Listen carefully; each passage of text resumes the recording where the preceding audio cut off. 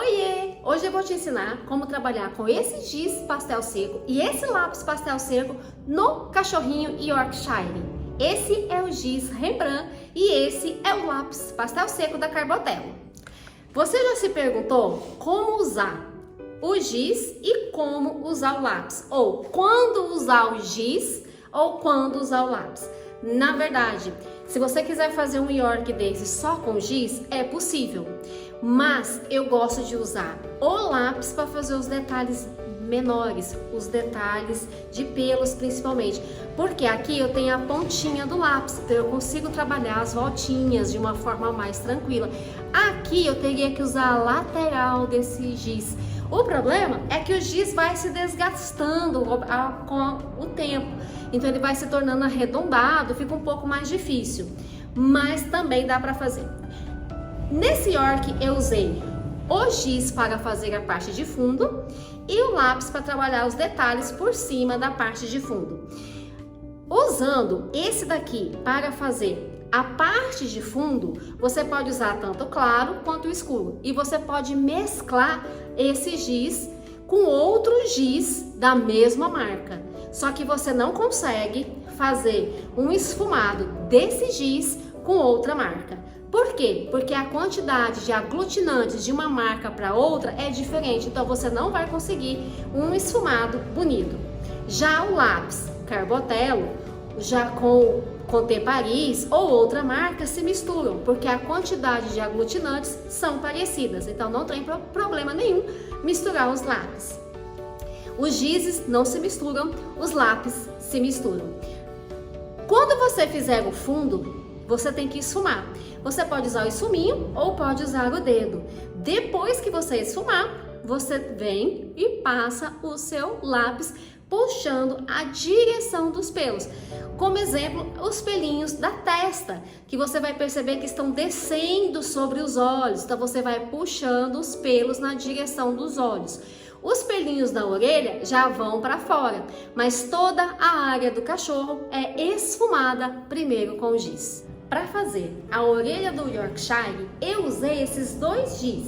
Esse giz alaranjado escuro e esse giz ocre, para trabalhar o fundo da orelha antes de colocar o pelo.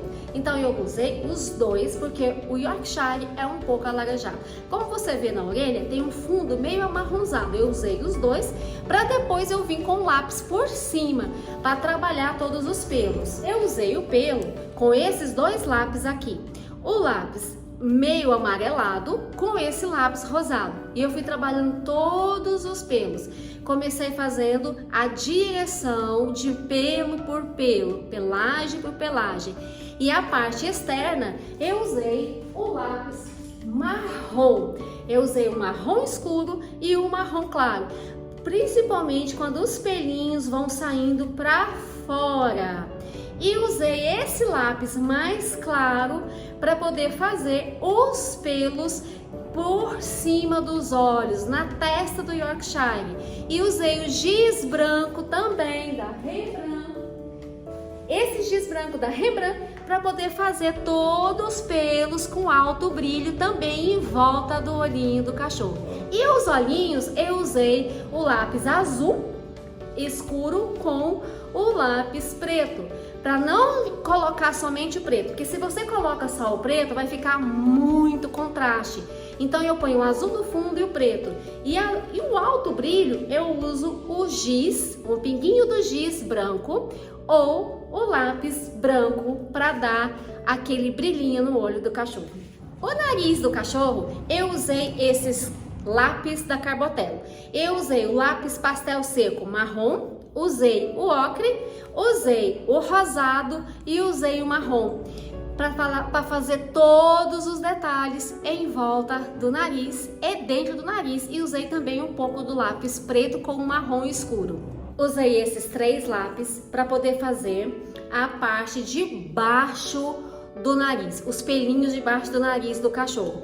E esse giz alaranjado, eu trabalhei o fundo debaixo da boca dele, como você pode ver aí na foto, e por cima do nariz, junto com esse lápis e esse lápis ocre e depois o lápis marrom.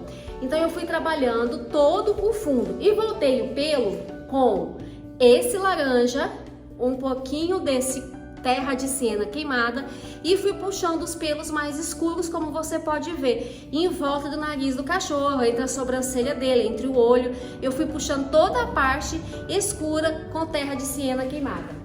Já os pelos do cachorro, do nariz até o queixo, eu usei esses 2 lápis da Carbotelo e esse giz pastel da Rembrandt. E eu fui passando e descendo para todas as áreas esbranquiçadas, terminando a parte de baixo da barbinha do cachorro, deixando todas as laterais todo harmonizado. Lembrando que, como você pode ver, há direções diferentes para trabalhar os pelos.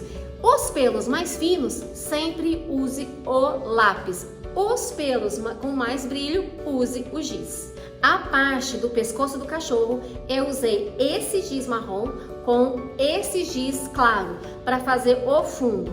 Puxei um pouquinho de pelo com esse, puxei os pelos brancos com esse e finalizei os pelos médios com esse lápis. Lembrando que há variação na direção. Quando vai puxar todos os pelinhos, há uma variação na direção do pelo. E lembrando de esfumar ou com os esfumadores ou com os dedos. Agora a polêmica, que é põe ou não põe o spray na pintura pastel seco. Depende do artista. Se você quer que fique um alto brilho do lápis, que fica um brilho mais vivo, você não coloca o spray. E depende também do papel. Se o papel for o pastel mate, você não precisa colocar o spray, porque ele gruda bem, ele não vai sair fácil. Agora, se for o canson pastel, aí você tem que colocar o spray. E como que usa esse spray? Por que no canson coloca? Porque no canson o papel não prende muito, porque a gramatura dele ela é abaixo de 200, ela é 160, 180. Então você vai balançar o seu vidro e você só dá uma borrifadinha, não precisa encharcar o seu papel. E mais, eu não uso, porque tira o brilho do desenho. Mas quando eu vou enviar, quando é uma encomenda, eu coloco por segurança, mas eu passo muito pouco. Então fica a dica e espero ter te ajudado. Aproveite e siga aqui no canal e curte se você gostou do vídeo.